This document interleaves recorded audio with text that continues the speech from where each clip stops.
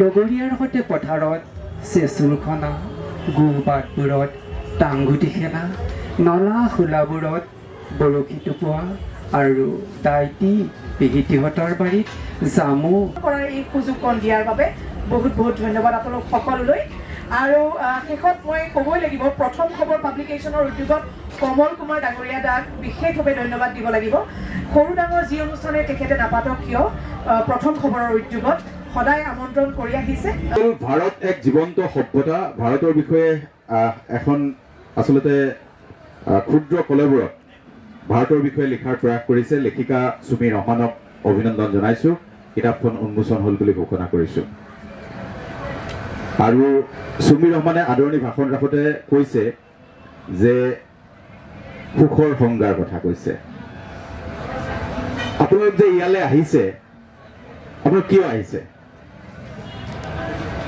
অনুষ্ঠানসমূহ আগুৱাই লৈ যাওক। অসম গ্ৰন্থমেলাৰ সময়খিনিৰ পৰা গোটেই বৰ্ষটোলৈ আচলতে আমাৰ এটা খুব সুন্দৰ দিনৰ আৰম্ভণি হয়। আমি প্ৰয়োজনীয় প্ৰতিখন কিতাপ ইয়াৰ পৰা আমি সংগ্ৰহ কৰিব পাৰোঁ, আমি ক্ৰয় কৰিব পাৰোঁ। আৰু আটাইতকৈ ডাঙৰ কথাটো দেখি ভাল লাগিছে কি, সেইদিনা এইখন মঞ্চতে অনুষ্ঠিত হোৱা অসম চৰকাৰৰ যুৱ সাহিত্যিক সেই বঁটাৰ পাছৰ পৰা আমি দেখিবলৈ পাইছোঁ যে কোটি কোটি টকাৰ এবাৰ গ্ৰন্থ কিন্তু বিক্ৰী হৈছে গ্ৰন্থমেলাত। পূৰ্বৰ ইতিহাস এবাৰ এই মুহূৰ্তলৈকে গম পোৱালৈকে ভংগ কৰিছে বুলি আমি গম পাইছোঁ।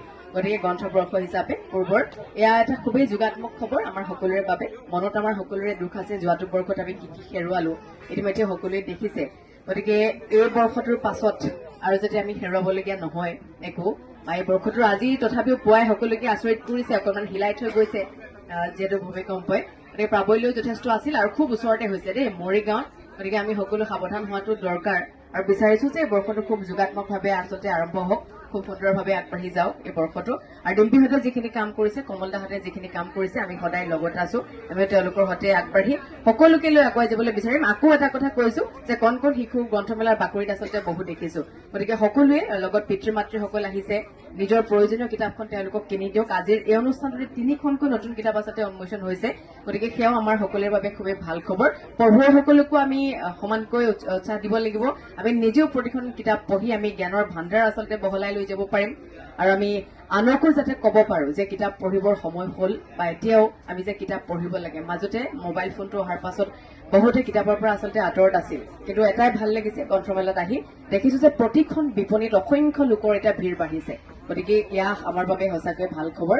2026 এই বৰ্ষটো সকলোৰে বাবে যোগাত্মক হওক আৰু সকলোৰে বাবে ভাল হওক। আকৌ এবাৰ সকলোকে ধন্যবাদ। ধন্যবাদ ডিম্পী, ধন্যবাদ কমলদা। সলনি হৈ থাকে, হয়তো আমাৰ পিছৰ প্ৰজন্মলৈ ভাৰতৰ সভ্যতাৰ আচল ৰূপটো হয়তো নাইকিয়া হৈ পৰিব। এগৰাকী লেখিকা হিচাপে, এগৰাকী সমাজসেৱিকা হিচাপে মোৰ মাথো এটা ক্ষুদ্ৰ প্ৰয়াস, এই ভাৰতৰ যিখিনি সভ্যতা ইতিহাস, এতিয়া আমাৰ ৰামায়ণে আমাক বহুত শিক্ষা দি গৈছে, মহাভাৰতে আমাক বহুত শিক্ষা দিছে, সেই শিক্ষাখিনি ক'ৰবাত যেন নাইকিয়া হৈ গৈছে। চ' আমাৰ পিছৰ প্ৰজন্মলৈ মোৰ এটা ক্ষুদ্ৰ প্ৰয়াস, এই কিতাপখনৰ জৰিয়তে আমাৰ ভাৰতবৰ্ষৰ যিটো